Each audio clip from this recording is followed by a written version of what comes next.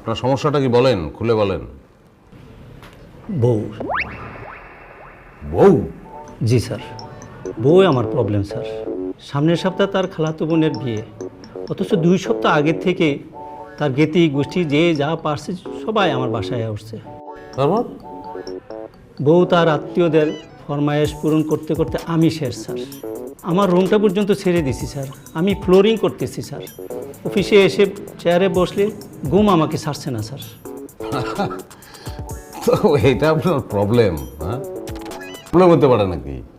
হ্যাঁ, শোনেন, টেনশন নেওয়ার বউকে বোঝাতে হবে যে আপনার রোজগারটা অনেক ইম্পর্টেন্ট, নাহলে সংসারটা চলবে না। বউয়ের প্যারা আপনি কেন নেবেন? বউ বউর মতো থাকবে, আপনি আপনার মতো থাকবেন। আপনি আজকে বাসায় গিয়ে বউকে স্ট্রেট বলে দেবেন যে তোমার জ্ঞাতি গোষ্ঠী আত্মীয় স্বজন যা আছে বিদায় করো, নাহলে আমাকে বিদায় দাও, আমি বিদায় হয়ে যাবো। এই কথা বলে বেডরুমে ঢুকে ঘুমিয়ে পড়বেন স্ট্রেট। ঠিক আছে? বউয়ের প্যারা তো নেওয়ার কিছু নাই। বউ বউ? পুরুষ জাতির একটাই প্রবলেম, বউ। দিল্লি কালার খেলেও পস্তাবেন, না খেলেও পস্তাবেন।